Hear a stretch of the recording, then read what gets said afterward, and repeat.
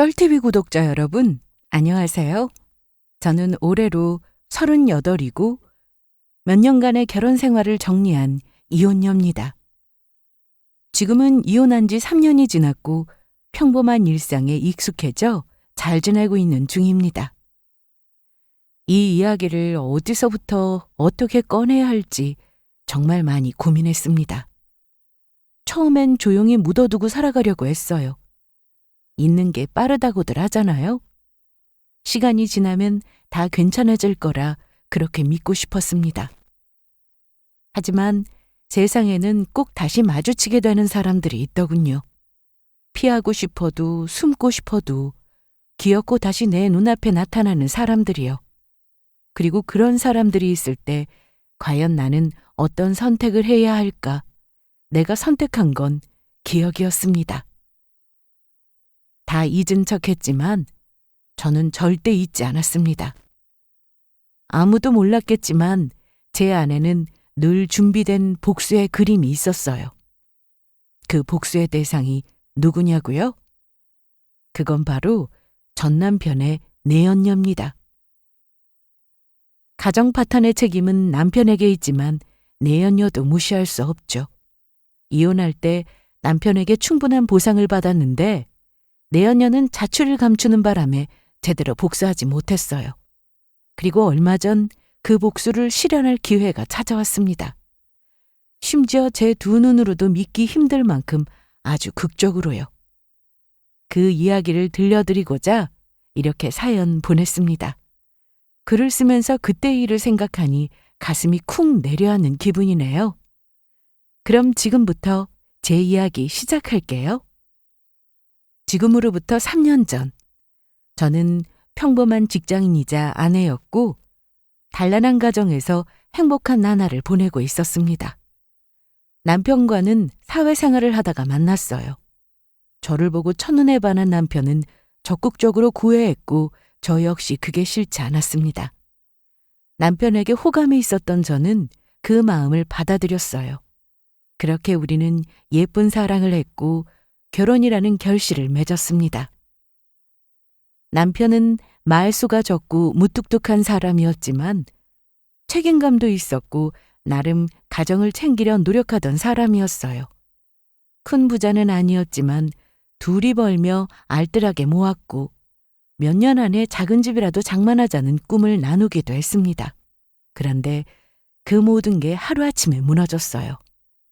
어느 날 남편이 퇴근하고 들어오더니 평소와는 전혀 다른 얼굴로 앉아서 이렇게 말하더군요.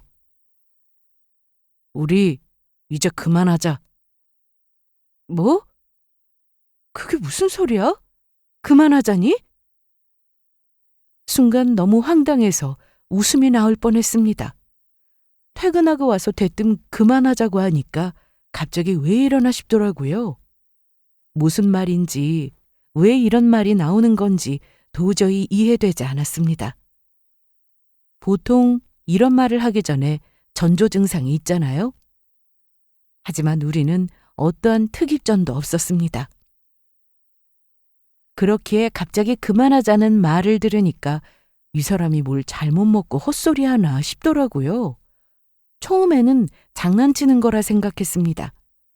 가끔씩 실없는 농담을 던지기도 하고 장난을 잘 쳐서 그런 건가 싶었는데 이상하게 남편의 표정이 사뭇 진지하더라고요. 그래서 장난치는 거 아니냐고 그 말 진심으로 하는 거냐고 묻자 남편은 그렇다고 답했습니다. 더는 너랑 못 살겠어. 그게 말이 돼? 오늘 아침까지만 해도 아무렇지 않게 밥 먹고 다녀오겠다고 인사하고 나간 사람이 갑자기 나랑 못 살겠다고? 당신한테 미안한 소리지만 나한테 다른 사람 생겼어. 그래서 더는 당신과 살고 싶지 않아. 뭐? 그 말을 듣고 그대로 바닥에 주저앉았습니다.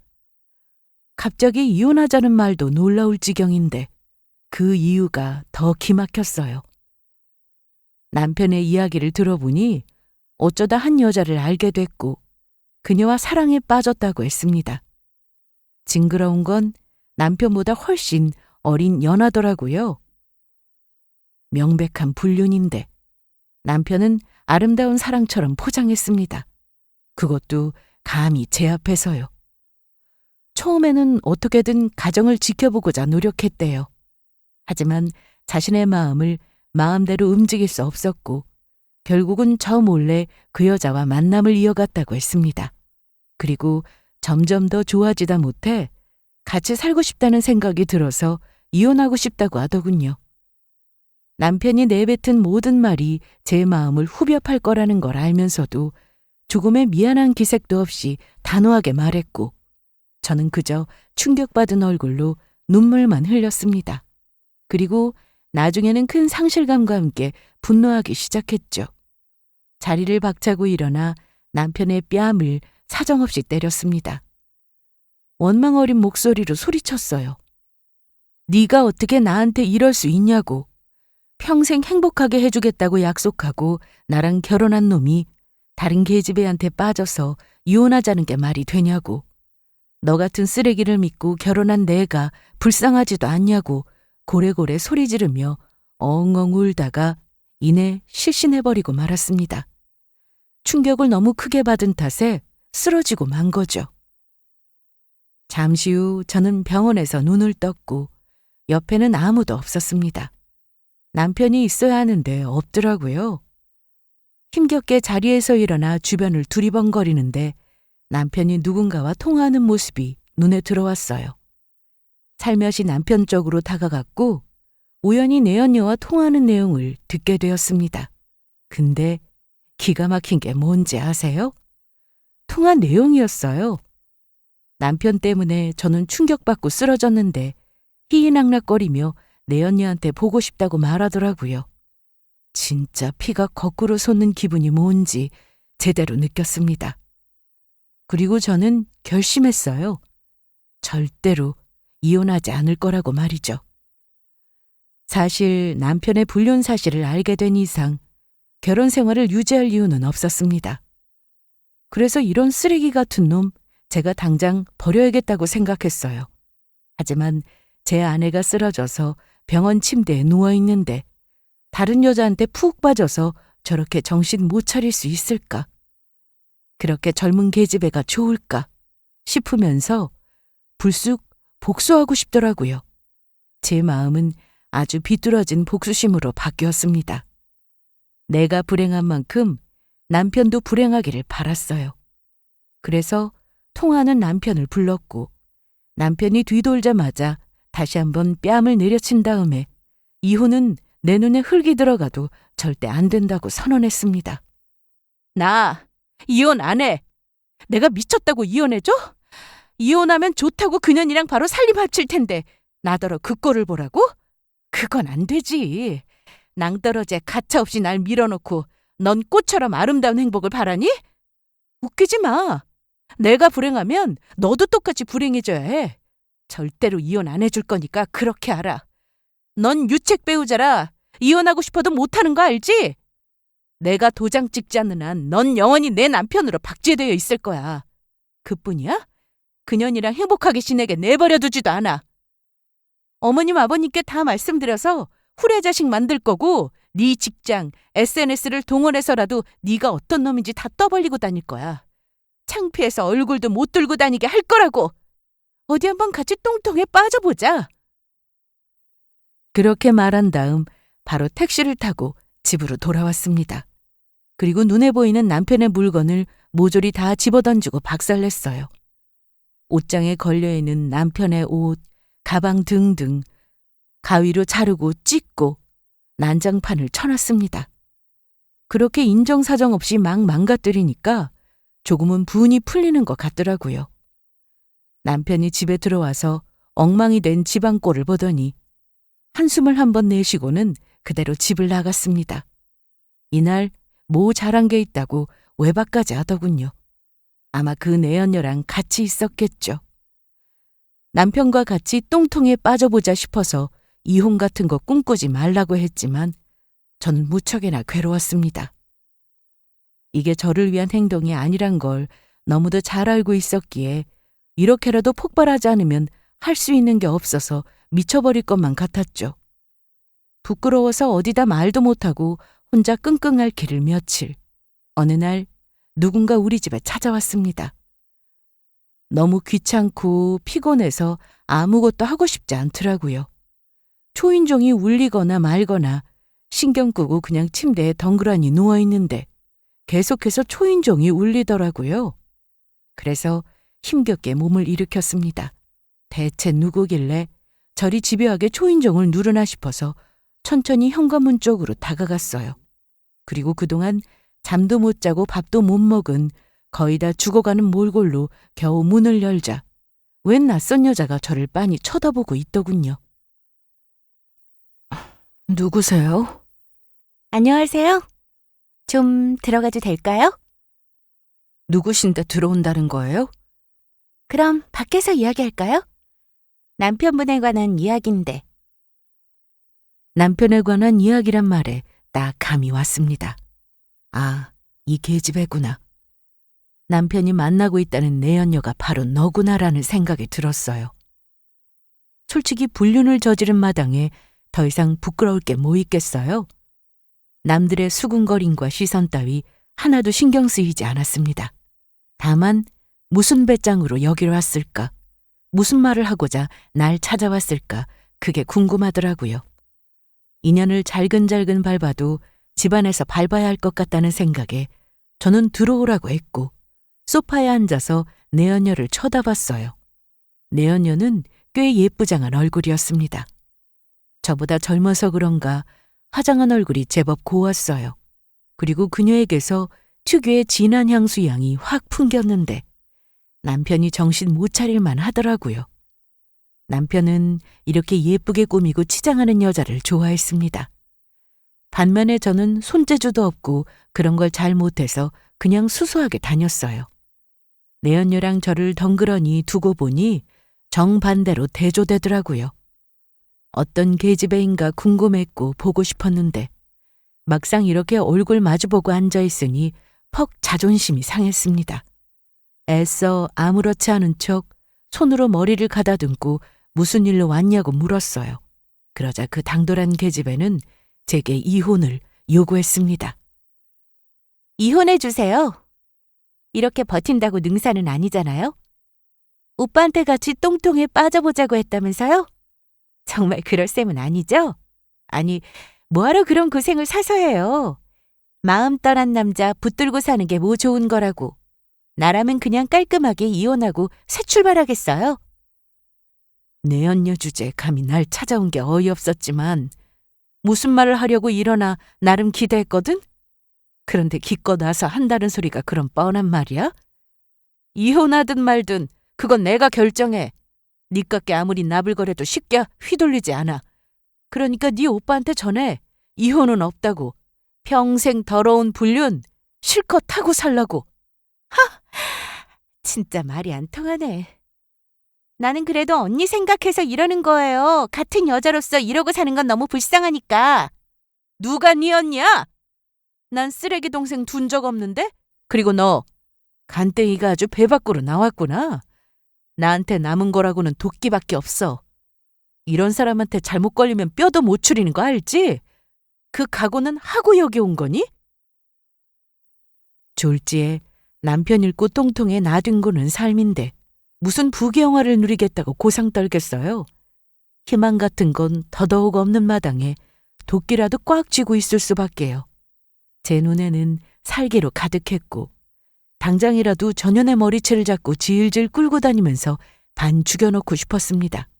하지만 차마 그럴 수는 없어서 간신히 참고 있는데 그런 제 눈을 본 내연녀가 흠칫하더니 주춤하더군요. 본인도 느꼈겠죠? 잘못 건드렸다가는 뼈도 못 추리겠다고요. 내연녀는 서둘러 자리에서 일어나더니 어리석은 짓 그만하고 이혼하라는 말과 함께 재빨리 현관 쪽으로 걸어갔습니다.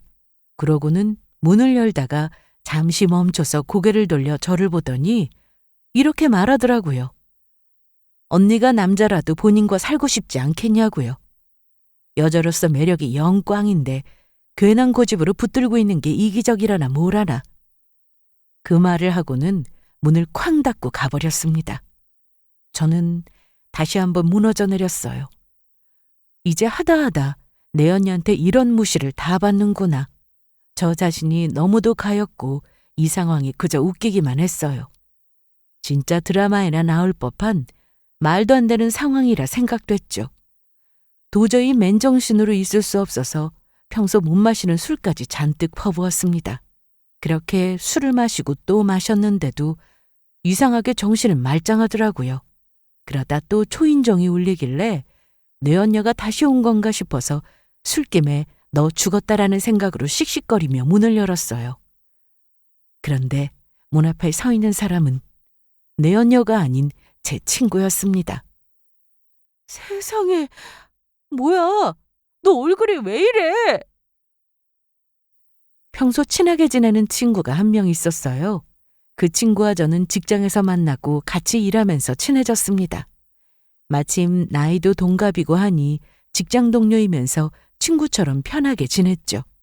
그러다 제가 남편 일로 한동안 회사에 출근을 못하자 친구는 많이 아픈가 걱정되어 찾아온 거라고 했어요. 친구 집이 저희 집과 가까워서 퇴근하고 가는 길에 죽이라도 전해줄 겸 온 건데 엉망이 된 제 몰골을 보고 깜짝 놀라더군요. 저는 친구를 보자마자 눈물이 미친 듯이 쏟아져 나왔습니다. 친구는 어디 하나 기댈 곳 없는 제게 마치 구세주 같은 존재였어요. 친구를 안고 한참 동안 미친 듯이 울었습니다. 그렇게 다 쏟아내고 나니 어느 정도 진정이 되더라고요. 친구는 아무 말 없이 묵묵히 저를 위로해 주다가 조심스레 무슨 일이냐고 물어봤고 그동안 겪은 일을 모조리 다 이야기해 줬습니다. 친구는 저처럼 크게 분노했어요. 그런 년놈들이 다 있냐면서 저 대신 열을 올렸습니다. 그리고는 이내 진짜 이혼 안 해주고 버틸 거냐고 하더군요. 처음에는 그럴 생각이었는데 정말 이게 맞는 행동인지 잘 모르겠다고 하자 친구는 복수에도 여러 방법이 있다고 했습니다. 이혼 안 해주고 버티는 것도 복수가 되겠지만 그건 제 자신을 갉아먹는 짓이라고 했어요. 정말 최고의 복수는 내 언녀에게 쓰레기 같은 남편을 버리고 새 출발하는 거라고 하더군요. 한 번 사는 인생 행복하게 살아야지 뭐하러 그것들한테 얽매여서 스스로를 불행하게 만드냐고 했어요. 상처받은 마음을 구하는 건 자신밖에 없다는 말에 많은 생각이 들었습니다.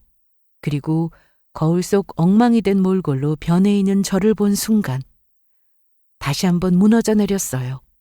그러고는 이내 정신이 번쩍 들면서 그래, 더러운 똥은 그것들인데 내가 뭐하러 똥통에 빠지려고 했을까 싶더라고요.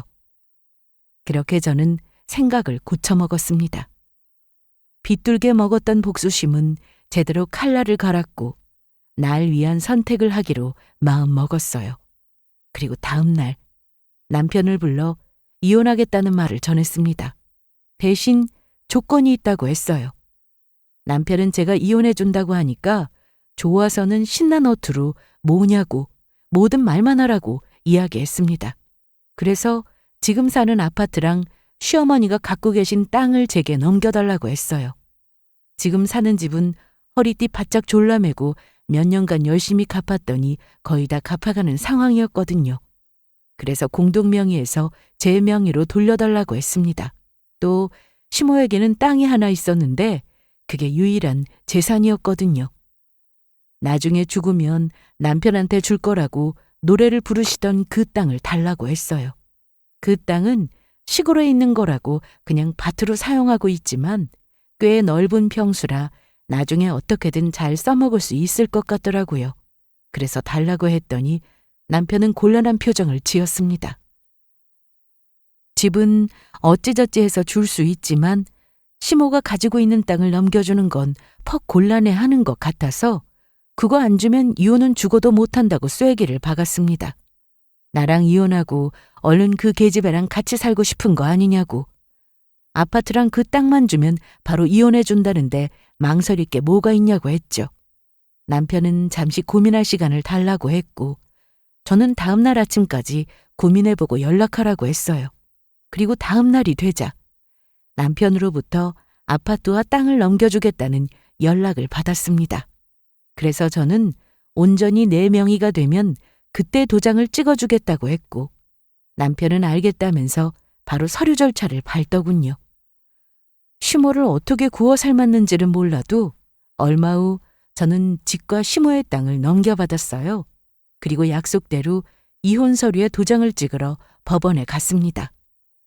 이혼 절차를 밟고 마지막 도장을 찍으면서 참 많은 장면들이 파노라마처럼 스쳐 지나가더군요. 마음이 헛헛했지만 해야만 하는 이혼이기에 미련 없이 도장 찍고 법원을 나왔어요. 그런데 법원 앞에 내연녀가 남편을 기다리고 있었습니다. 아무리 그래도 결혼 생활의 마지막을 마무리하러 온 건데 이런 자리에 내연녀를 달고 오다니 어이가 없더라고요. 내연녀는 여전히 고운 얼굴로 도도하게 저를 쳐다보고 있었고 특유의 향수가 진하게 풍겨왔습니다. 자기 만족에 도취한 얼굴로 절 똑바로 바라보는 것도 모자라서 감히 제게 다가와 이런 말을 남기더군요.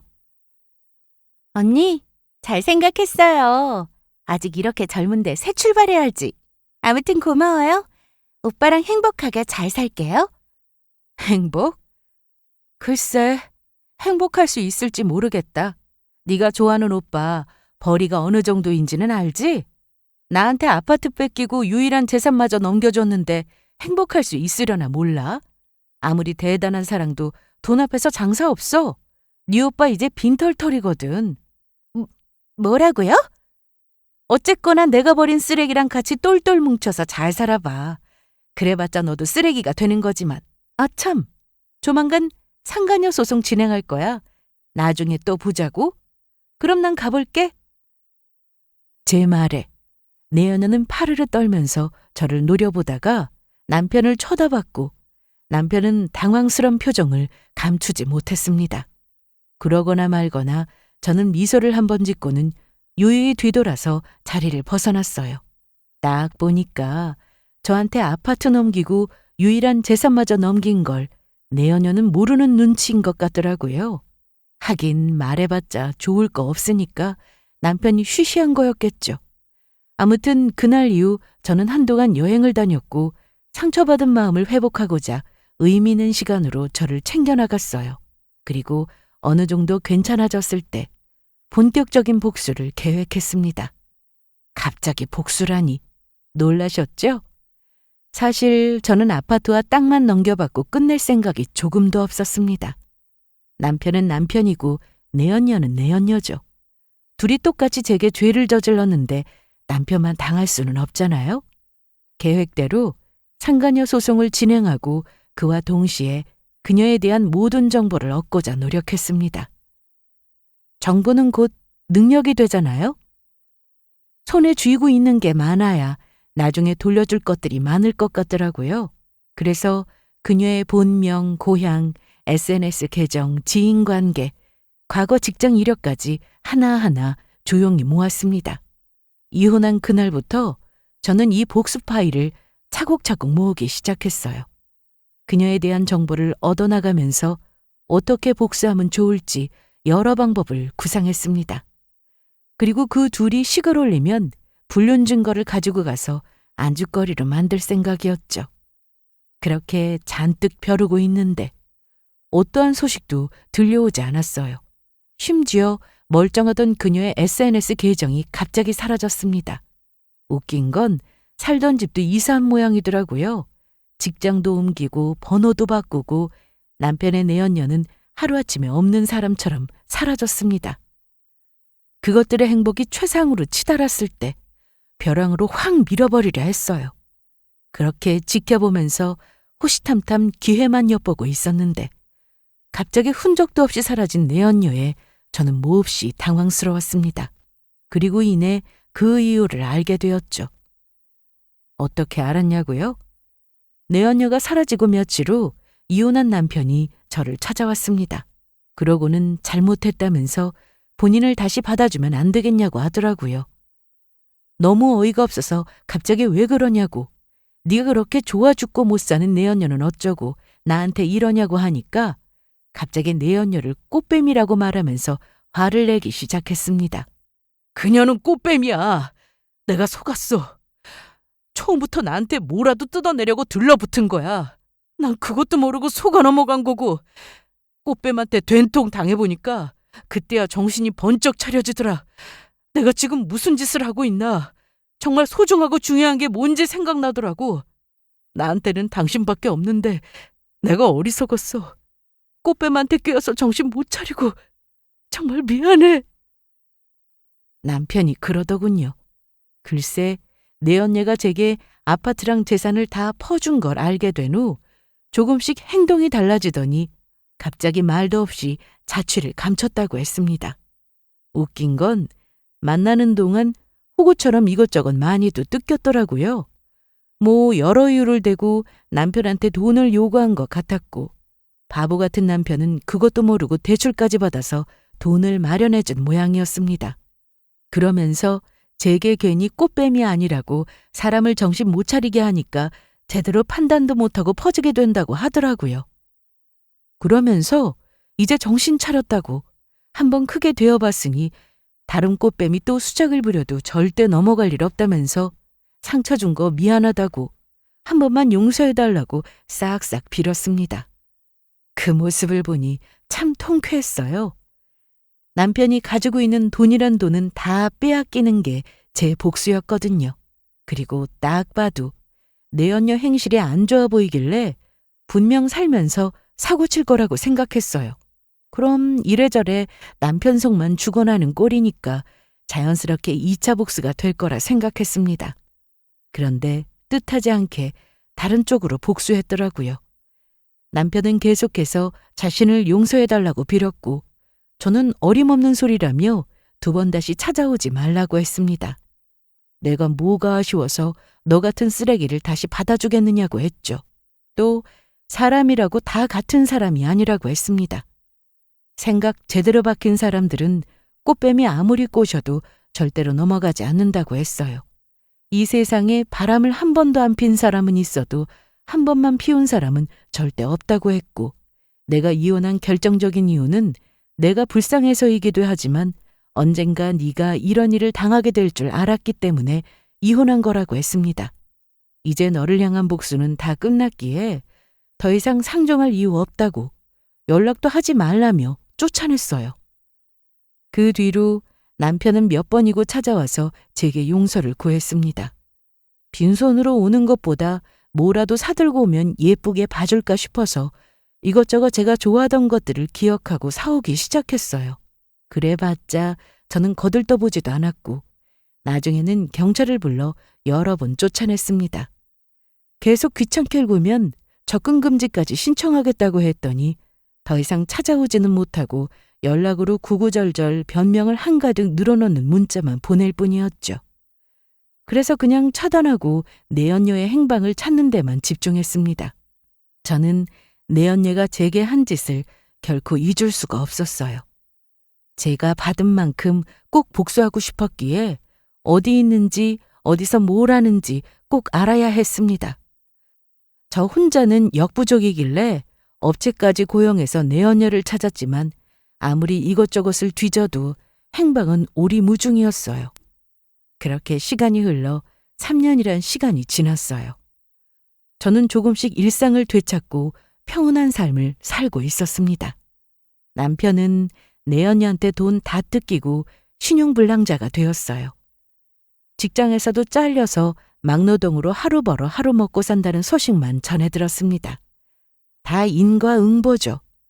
제게 그런 상처를 남겼으니 똑같이 돌아오는 거 아니겠어요? 이래서 죄짓고 살지 말라고 하나 봅니다. 아무튼 전 남편은 그렇게 힘들게 하루하루를 살고 있었고 저는 다시 평범한 일상을 보내고 있었는데 하루는 남동생이 가족을 모아 깜짝 발표를 하더군요. 갑자기 결혼을 한다고 했습니다.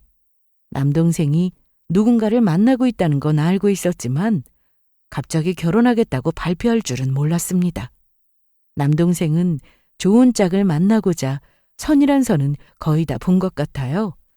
주말마다 선자리에 나가더니 드디어 이상형을 만났다면서 좋아했던 게 엊그제 같은데 이렇게 빨리 결혼하겠다고 할 줄은 몰랐거든요. 뭐 결혼에 있어서 만난 기간이 그렇게 중요한 건 아니기 때문에 우리 가족은 동생의 선택을 존중해 주기로 했습니다.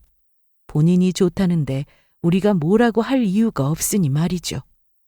그렇게 동생은 결혼 상대가 너무도 괜찮은 사람이라며 팔불출처럼 자랑을 멈추지 않았고 나중에는 상견례 자리를 잡았다면서 제게 그날 일정을 비워놓으라고 했습니다. 그리고 저는 상견례 자리에서 생각지도 못한 사람을 만나게 되었어요. 그게 누구인지는 차차 이야기해드리도록 하겠습니다. 동생이 여자친구와 연애할 때 스쳐가듯 사진을 본 적이 몇 번 있었어요. 뭔가 낯익은 얼굴이다 싶었는데 꽤 곱상하니 예쁘더라고요. 동생이 워낙 눈이 높아서 저러다 짝을 못 찾으면 어쩌나 걱정했는데 다행히 제 이상형에 딱 맞는 사람과 만나게 되어 잘 됐다 싶었습니다. 한번 저희 집에 와서 인사도 했다는데 저는 그때 다른 일정이 있어서 아쉽게도 참석을 못했어요. 어떤 사람인지 궁금했는데 만나지 못해 아쉬웠거든요. 그래서 상견례 날 드디어 예비 올케를 보는구나 기대하며 약속 장소로 향했습니다. 가족들과 함께 자리에 앉아 예비 올케와 예비 사돈어른이 오기를 기다렸어요. 그리고 잠시 후 상견례장 룸의 문이 열리면서 곱상하게 생긴 여자가 들어와 저희 부모님께 조신하게 인사를 건네더군요. 그리고 저는 예비 올케의 실물을 처음 보게 되었는데 뭔가 이상하더라고요. 뭐지? 어디서 본 얼굴 같은데 내가 저 얼굴을 어디서 봤지? 이상하게 구명 같다는 생각이 들었어요. 예비 올케가 예쁘게 생겨서 한 번 보면 절대 잊을 수 없는 얼굴이거든요. 그런데 언제 만났는지 아무리 기억을 더듬어 봐도 생각이 나질 않았습니다. 그래서 그냥 닮은 사람을 본 건가 내 착각인가 싶었지만 아무리 봐도 생각해도 어디서 본 것 같은 얼굴이었어요. 그렇게 의아스러움을 품고 예비 올케를 쳐다봤는데 예비 올케가 저를 보고는 순간적으로 표정이 싹 굳더군요. 그러다가 이내 다시 싱긋웃더니 괜찮아졌지만 저는 정확히 봤습니다. 확 굳는 그 표정을요. 저를 보고 놀란 그 표정은 의심스러운 구석에 있다는 거잖아요. 예비 올케도 저를 알기 때문에 그러는 거라 생각됐습니다. 그래서 머릿속으로 계속해서 누구지? 기억을 더듬으며 예비 올케를 주시했어요. 그러다 탁 하고 한 사람이 떠올랐습니다. 바로 남편의 내연녀요. 그녀는 달라져 있었습니다. 얼굴형도 다르고 눈매도 코도 전혀 달랐어요. 마치 아예 다른 사람처럼 바뀌어 있었죠. 이름도 바뀌어 있었고 말투도 일부러 조신하게 조절하는 듯 했어요. 하지만 저는 알아차리고야 말았습니다. 사람이란 게 아무리 외모를 바꿔도 습관과 본성은 그대로 남기 마련이거든요.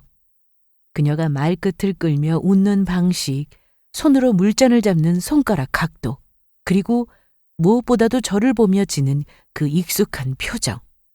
결정적으로 풍겨져 오는 그 특유의 향수향. 이건 잊을래야 잊을 수가 없었습니다. 형님, 제 얼굴에 뭐 묻었나요? 아니요? 왜요? 아니, 너무 뚫어져라 쳐다보시길래. 그냥 예뻐서 쳐다봤어요. 딱 우리 동생이 좋아하는 얼굴이거든요, 그 얼굴이. 아, 그렇구나. 제가 하도 쳐다보자 그걸 의식한 내연녀는 얼굴에 뭐가 묻어서 쳐다보는 거냐고 돌려서 이야기하길래 저는 웃으면서 여유롭게 대답했습니다. 그러고는 슬쩍 떠보고 싶더라고요. 그래서 우리 어디서 본 적 없냐고. 이상하게 어디서 본 얼굴같이 낯이 익다고 했습니다. 그랬더니 본인 얼굴이 흔해서 그렇게 생각하는가 보다고.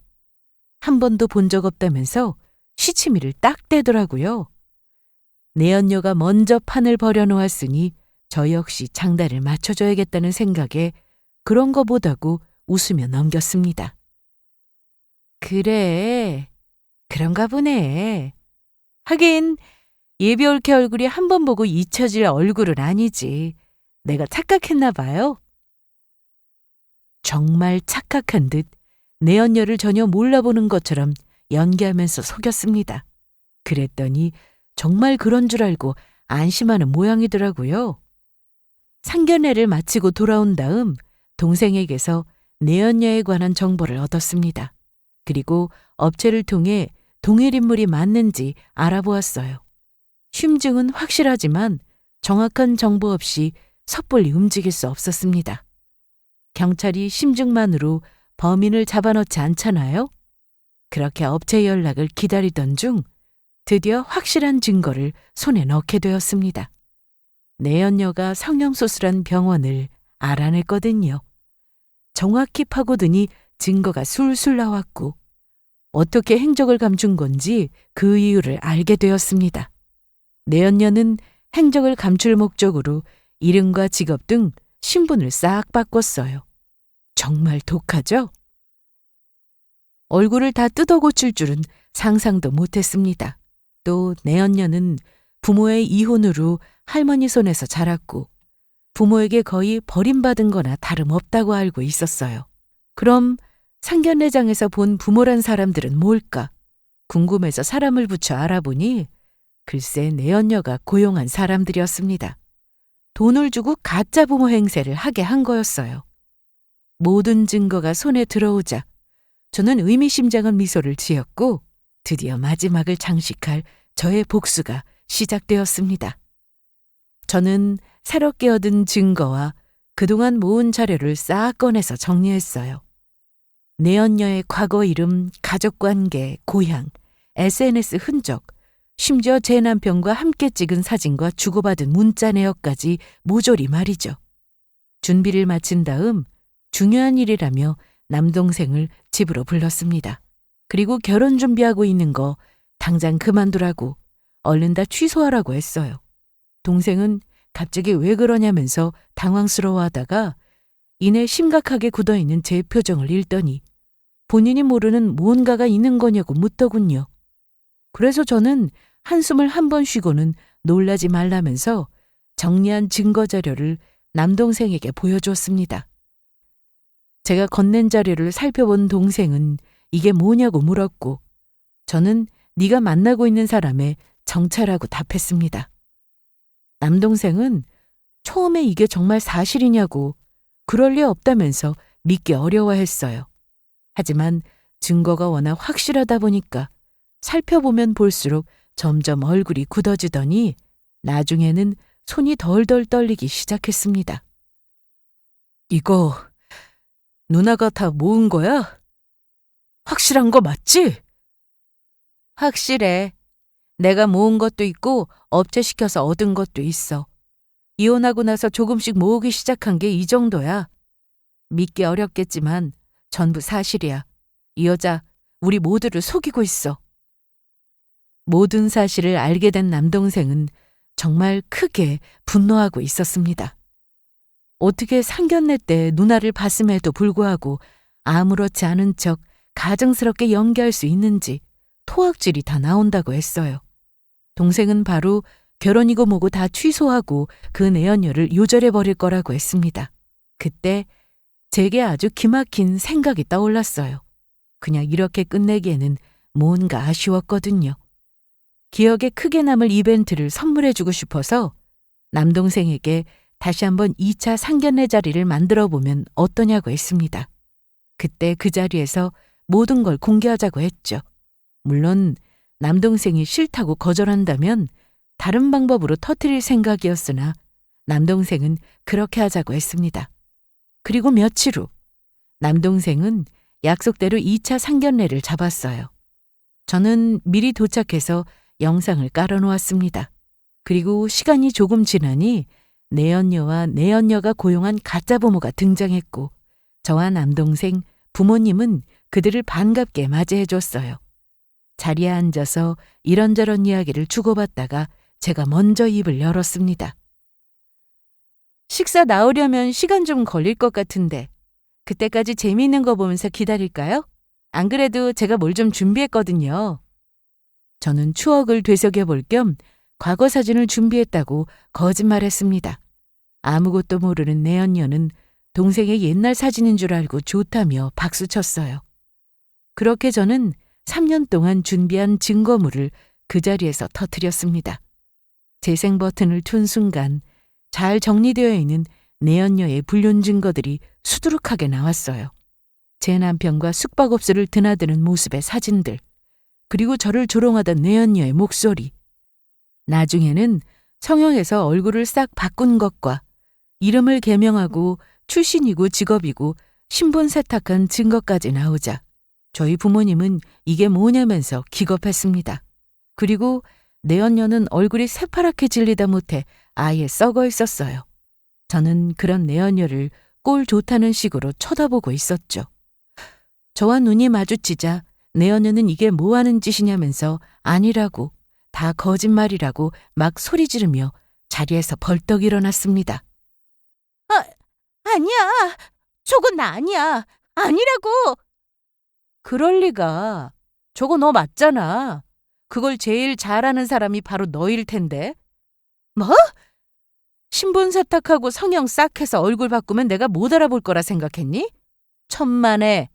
네가 아무리 얼굴을 뜯어 고쳐도 난 바로 알아볼 수 있어.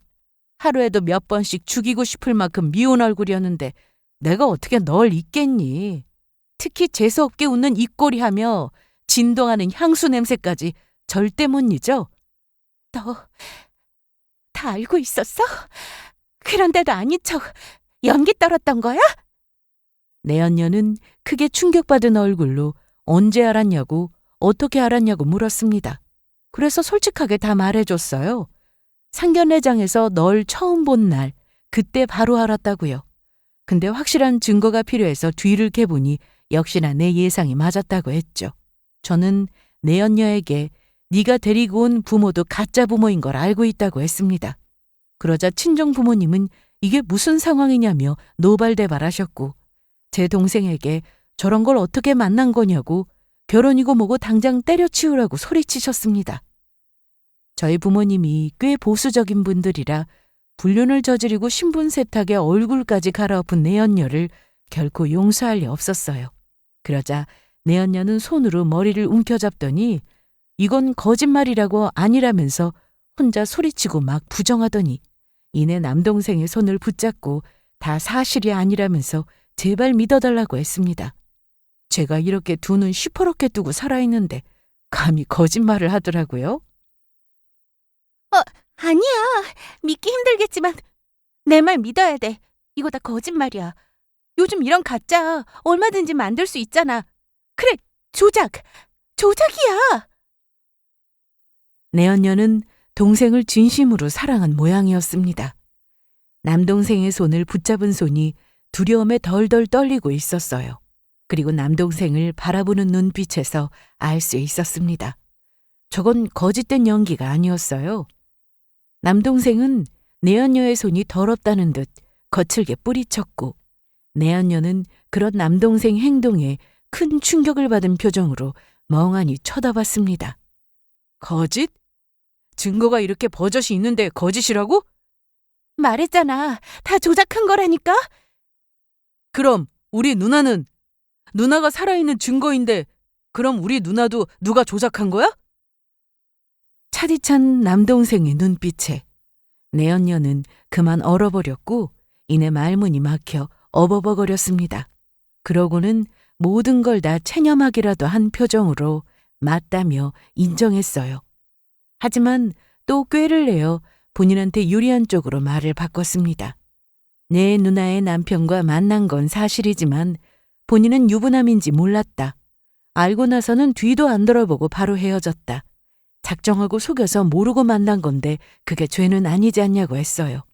하도 감쪽같이 속여서 유부남인 걸 정말 몰랐다고 했습니다. 본인은 정말 몰랐다고 몇 번을 이야기했는데 내 누나는 남편과 만난 자신을 용서할 수 없었는지 말도 안 되는 증거를 조작하고 만들었다면서 저를 나쁜 사람으로 만들더군요. 본인은 순수한 피해자인 척 포장했어요. 난 정말 몰라서 만난 건데 그걸로 네 누나가 날 얼마나 괴롭혔는 줄 알아? 이렇게 모아놓은 증거들이 증거야. 이 많은 증거를 어떻게 다 모아?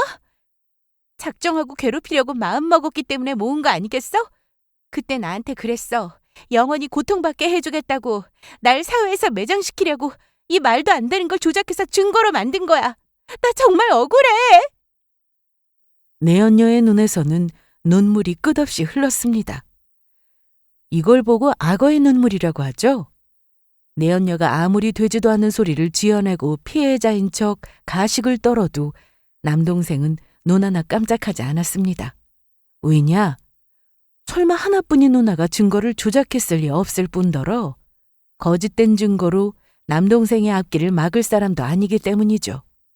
남동생은 이래서 거짓일 리 없다고 했고 또 100번 양보해서 조작된 증거라 친다고 해도 너무도 자세히 나와 있을 뿐더러 앞뒤 상황이 딱딱 맞아떨어졌기 때문에 거짓으로 보기에는 어렵다고 했습니다. 부모한테 버림받고 할머니 손에서 자라 이렇게 가짜 부모를 데리고 온 상황에 믿어달라고 말하는 건 너무 억지가 아니냐고. 이미 그것만으로도 믿음이 산산이 부서졌는데 뭘 어떻게 믿어달라고 하는 거냐고 뼈 때리는 말을 날리자 할 말이 없어진 내연녀는 그만 자리에 주저앉아 펑펑 울기 시작했습니다. 참 인생이 얄궂죠?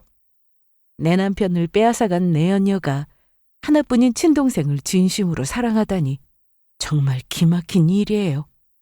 뭐 이런 일이 다 있나 싶다가도 처절하게 우는 모습을 보니 가슴 한쪽에 맺혔던 응어리가 다 풀어지는 것 같았습니다. 사랑하는 사람한테 버림받으니까 죽을 맛이지? 어디 한번 말해봐. 나와 비슷한 고통을 느껴보니까 어때? 가슴이 찢어지다 못해 타들어가는 것 같지? 근데 내가 겪은 고통에 비하면 절반도 안 돼. 그 인간이랑 네가 내게 한 짓이 그만큼 끔찍했다고. 알아? 내연녀는 한없이 눈물을 흘리며 대성통곡했고 부모님은 보기 싫다며 자리를 박차고 나가셨습니다. 그리고 저도 동생과 함께 자리를 벗어나려는데 내연녀가 마지막으로 남동생의 손을 붙잡으며 간절하게 쳐다봤고 남동생은 그런 내연녀를 싸늘하게 쳐다본 뒤 가차없이 손을 뿌리치고 나갔어요. 저 역시 남동생을 뒤따라 나갔고 그 뒤로 남동생은 예약한 모든 것을 취소했고 변호사를 통해 그 책임을 내연녀에게 돌림과 동시에 혼인빙자 및 신분 위조에 해당하는 법적 조치를 시작했습니다. 그렇게 내연녀는 무너졌습니다. 저는 오래도록 준비한 복수를 마무리할 수 있었어요. 모든 걸 다 끝내고 나니 개운하면서도 조금은 허탈함이 맴돌더군요. 복수라는 게 꼭 칼을 휘둘러야 완성되는 건 아닌 것 같아요. 조용하게 차분히 준비해 나가다 보면 진실은 반드시 드러나게 되어 있어요. 저는 이 일을 겪고 정말 많은 걸 배웠습니다. 사람을 너무 믿지 말아야 한다는 것과 나를 지키는 건 결국 나 자신뿐이라는 것, 그리고 가해자는 반드시 언젠가 대가를 치르게 되어 있다는 사실 말이죠.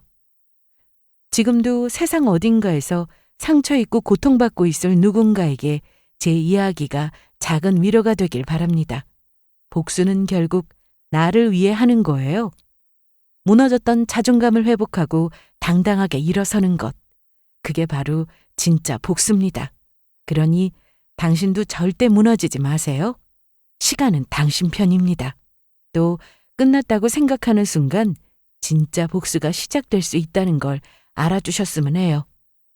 그럼 지금까지 저의 긴 사연을 들어주셔서 감사합니다.